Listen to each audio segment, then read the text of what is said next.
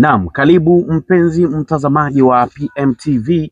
Naitwa Masha Oscar Dadi, niko hapa kwa ajili ya kukujuza mambo mbalimbali, lakini kubwa kuliko ni kujulisha kwamba Irani imefanya shambulizi katika kambi ya jeshi la Marekani iliyopo Bahrain, ikiwa ni kulipiza kisasi baada ya Marekani na Israeli kuishambulia Iran saa chache kabla.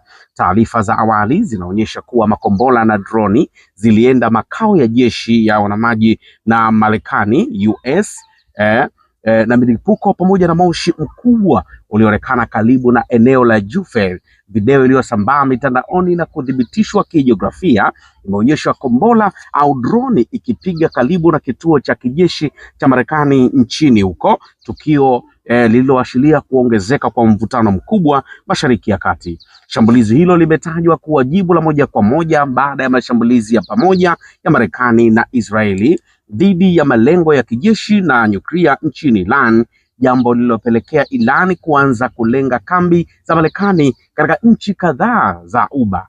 Kamanda wa jeshi la walinzi la mapinduzi ya Iran IRGC amesema mashambulizi yaliyofanyika ni mwanzo tu wa uwezo wa kijeshi wa Iran.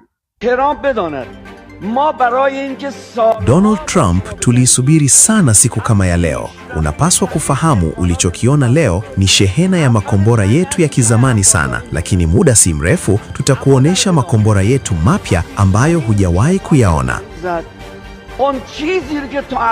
Kamanda huyo amemwambia rais wa Marekani Donald Trump kuwa kauli hiyo inaashiria kuwa Iran bado haijatumia silaha zake za kisasa katika mapambano haya, na kwamba mashambulizi yaliyofanyika awali yalitumia makombora ya zamani kutoka kwenye hifadhi ya silaha. Wakizungumza na mwandishi wa PMTV, baadhi ya wachambuzi wa siasa za kimataifa wamesema hatua za Iran kushambulia kambi za Marekani katika nchi jirani ni mjumbe wa kimkakati zaidi kuliko mashambulizi ya vita kamili. Wanaeleza kuwa Iran inalenga kuonyesha uwezo wake wa kulipiza kisasi bila kuanzisha vita ya moja kwa moja na Marekani. Naitwa Masha Oscar Dadi, Mr. Handsome wa PMTV.